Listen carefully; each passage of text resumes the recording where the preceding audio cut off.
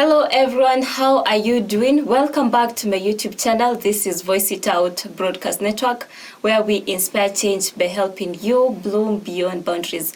My name is Wangere Njeri and today is Social Friday. Hashtag I have a dream of a better society.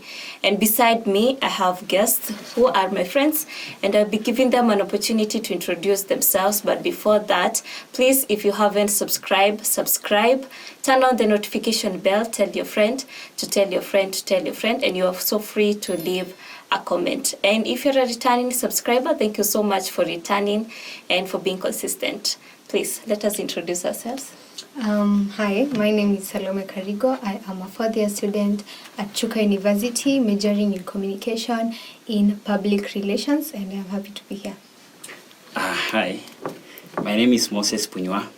I'm a media practitioner at Chuka University, and I'm pleasure to be here discussing some very key, very vital issues.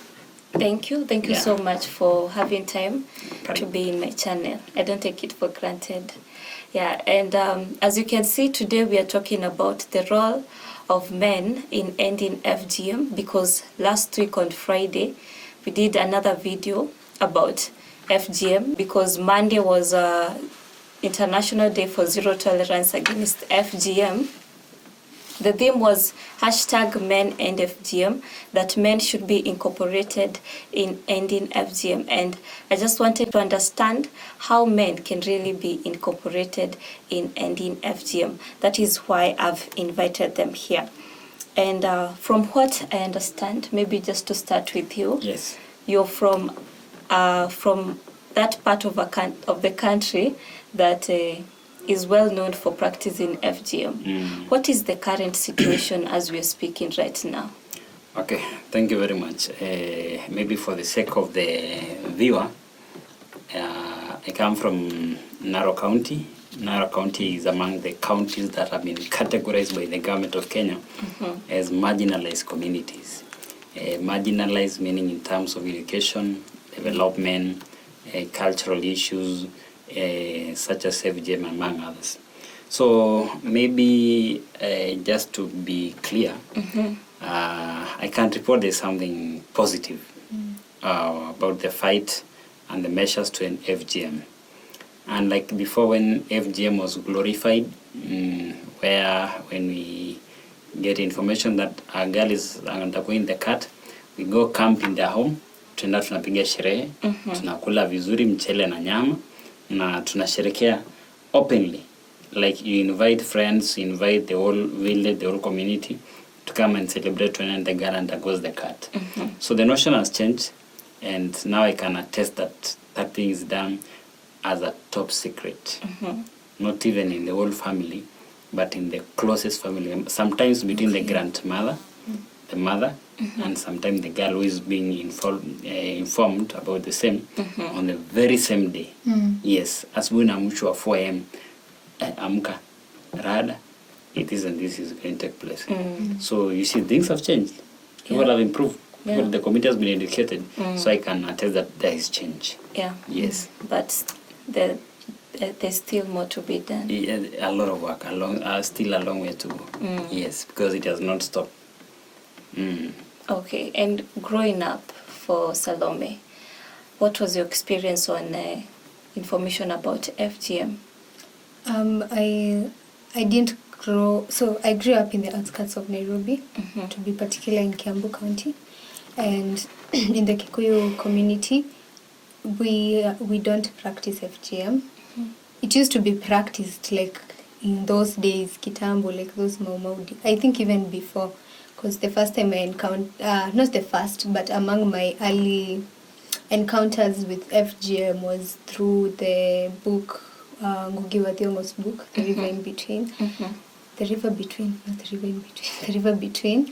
And I remember reading that narrative, and I was like, it was so sad, like that girl died because of FGM, she bled to death. So I really didn't know so much about FGM. To me, it was just something we used to study in social studies, like a bad thing, but we didn't go into details. And then in high school, It was just said it was a bad thing until I even made friends with people from those marginalized places, and they'd be like, me, I had to escape. Like, you're just hearing horror stories of how, like, people are forcing you to be cut. And you're feeling sorry for them. Yeah, because for me, male circumcision is very normal. Class 8, after KCP, the boy goes for a week, comes back, he's now a man. And it's normal, and it's for the good. But FGM is like, why are you doing it to the women? So I was just struck when I realized, and to now realize that it happens. I'm sitting with someone who's grown up in a community where it was, for him then, obviously, because now he's exposed, it was very normal. Like, I just don't understand how the community has normalized it and made it look so good. What about you? What would you say? Personally, I also learned it from school, just as you've said. And yeah, I have some knowledge that it was the same way as you, that it was being practiced kitambo, because I'm from Kikuyu community. Yeah, and the details, I've just learned them as I grow up. And I sympathize with the girls who undergo the cut. Now, going to the reason for our video today, how do you think men can be incorporated in ending FGM? Maybe we can start with you. Okay, I think for a long time men have neglected their role in matters FGM because they have left it to the grandmothers and the mothers and the girls. So one thing that we should do is we should ensure that men are held accountable on matters FGM. Because, for example, in my community and other marginalized community that I know their stories, boys are very, very categorical that personally don't want to marry a girl who has not gone through the cut. Kitambo, I can attest, personally, I had that feeling that, okay, for me to marry a girl, she must have undergone the FGM, because my grandmother misled me. She told me that you are not supposed to marry a girl who has not undergone FGM. One, they are dirty. Also, they are what? They love problems, giving birth, a lot of stories. So, by the moment I came to get education and learn the side effects of FGM, is when I get the knowledge, oh, this thing is bad. This is a misconception. People are being misled. So one, men should voice up and should take their role as the head of families and are the people who are dependent, looked upon by the clan and the community. And men should ensure that we should stop having this practice of FGM. For example, when we have boys saying that mimi sitaoa msichana mwenye ametairi, I think those cases will go down. The parents will start getting worried that sasa natoa msichana wangu na atafanya, because the narrative was that mimi sitaoa msichana hajatairi. So now we should change it to mimi sitaoa msichana mwenye ametairi. And I think through that, those grandmothers, those mothers, and any other person involved in the FGM process will feel challenged that now, competitive things are changing, times are changing. So now let's see that transition, kwamba men play an active role in ensuring that our wasichana, their future is protected. Yes. How they can be incorporated. Like, men are the head of the family. They are they have a very strong voice. So they should just be like, if a man says today kutafanyika hivi, kutafanyika. Because in our society, sadly, we live in a patriarchal society where the man has his voice is more superior than a woman's.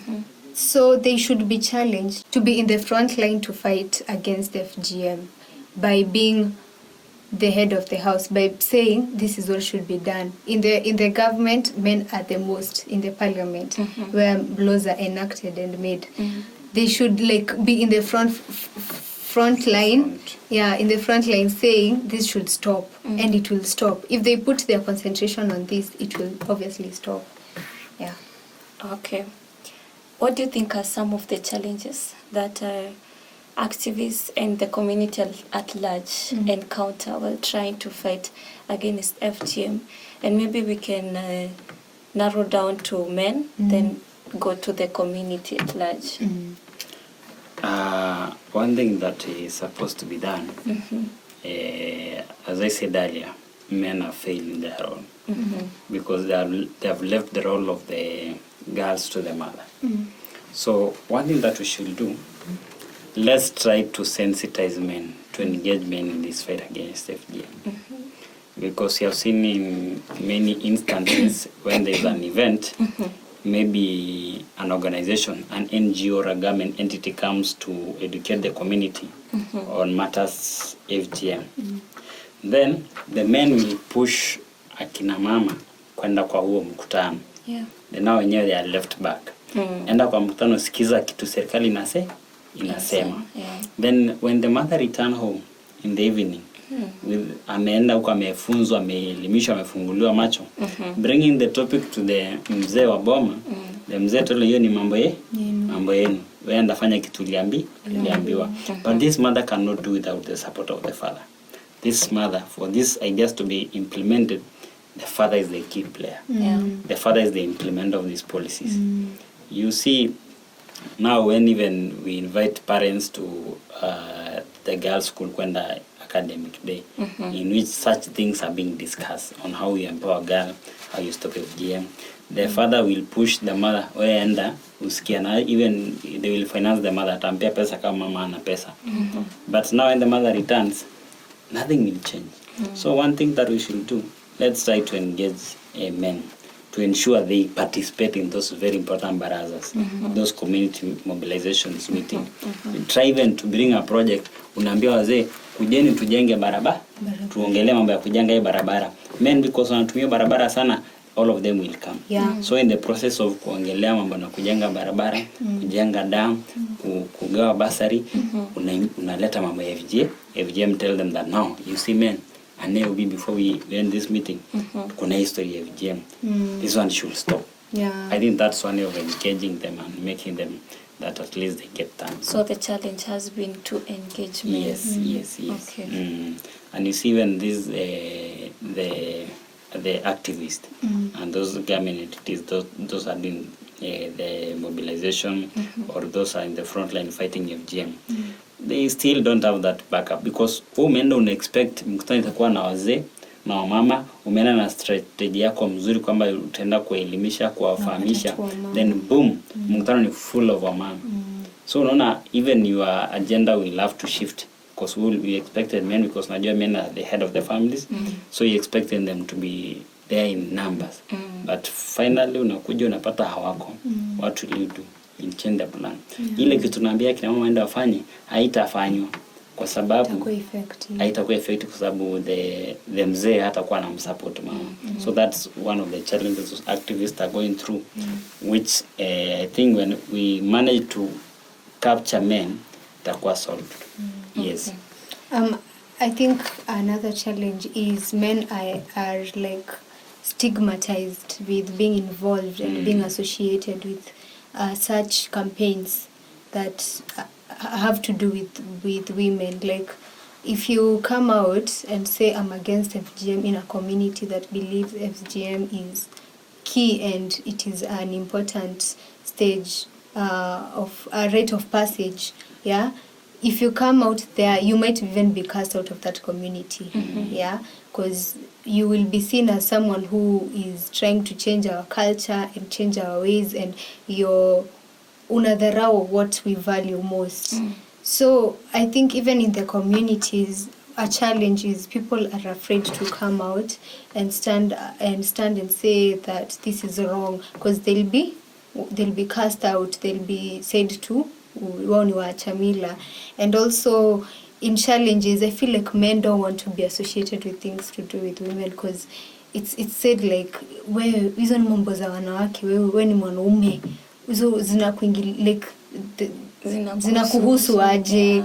So it's also a challenge. So we should stop looking at men who support women as weak people. It should be that, like, your issues should be our they are our issues. Like girls' issues are everyone's issues, men's issues are everyone's issue, because in one way or the other, it's going to affect everyone. Yeah. And actually, last Tuesday we were in the men's conference, and I really suggested that such issues of FGM were supposed to be included because they are affecting men. So if you find a gathering of men, make sure at least you include them kwa hizo topics, sema mbona mental health, kwa sababu if your girl is messed up, umemtairi amekuwa mgonjwa, amepata mimba mapema because ya mdanganye eti ukienda FGM utapata mimba haraka. So you love mental issues. Kwa mtoto umemlipia school fees hadi form 3 alafu anapata mimba na atoroka. So unaona such things should be a men's discussion, not only a women discussion. I think also another challenge is that men have abandoned that role of parenting to just the women. You deal with the girls, I'll deal with the boys, which is not right. These are two parents who should be parents to all of their kids in every way.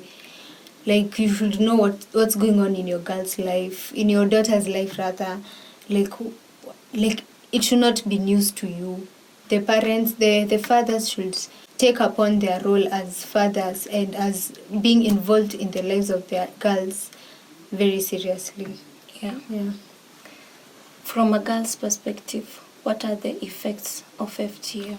Okay, I can't speak for myself because I've not gone through it, but from what I've heard, from what I've learned and read, one is it can, the whole process, first of all, if not done with the right tools, can cause diseases. If the tools are not well sterilized, they can lead to maybe HIV, and even those tools, you can't trust them, seek other hospitally. And then also during the process, a girl can bleed to death. It is so bad because it's not necessary. Honestly, it's not something the body can do without. It's not a process the body needs to undergo. Yeah. So in the process, a girl can lose a lot of blood that can even lead to death.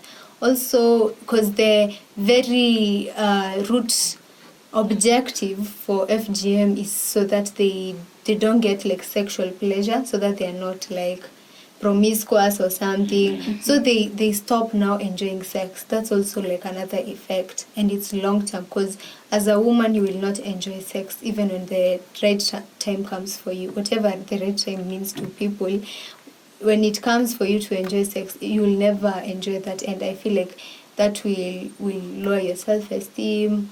And also FGM makes, now that umeambiwa you're good, you're a good woman, so the men in the community, and they've been conditioned to think that a woman who's been circumcised is a good wife.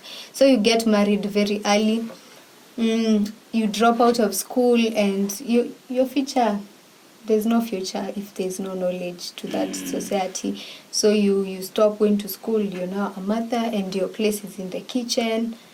Yeah, so that's the long-term mini effect.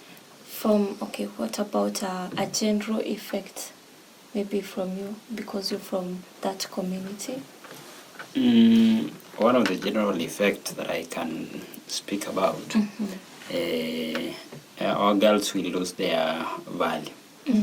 As you have said, and if you lose your value, you will not have any confidence to stand in front of girls, in front of women, and sometimes in front of men. Right now, there are men who say that, personally, I feel I don't have to marry a girl who have been circumcised. So what confidence will a girl who have undergone FGM will she have in front of me? How will she feel when I stand in front of a crowd addressing people and I say that, no, mimi sitaoa msichana mwenye ametairi? You see, she has lost the confidence. Then another thing, a long-term thing that I can say, and she has mentioned, is the health issues. Remember, this thing are practiced secretly by unprofessional people, by dirty people, people who are after money. So what happens when the girl bleeds? You are afraid to take the girl to the hospital. Because you can't say that's the because cause. You can't say she has been circumcised. Yeah, because it's also illegal. Yeah, you'll be arrested, the girl, the father, and the woman who did that thing. So what if now she bleeds? What will happen? Sure. She ends up dying. Yeah, she ends up dying. So it has so many effects, as she has mentioned, but I think the more part of it is the confidence and the health risk that is associated to it. Yeah. I feel that the FGM also brings about lack of empowerment among girls in the society. Sure. Because with being denied opportunity to gain knowledge, then you absolutely lack power, because knowledge is power.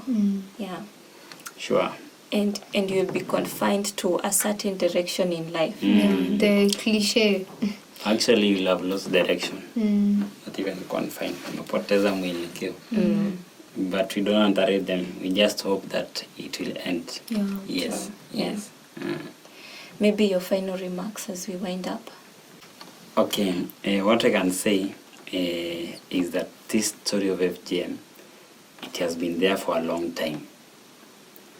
When the government started with education, matters education, the government was telling our people in the marginalized community and any other part of the country to somesha watoto.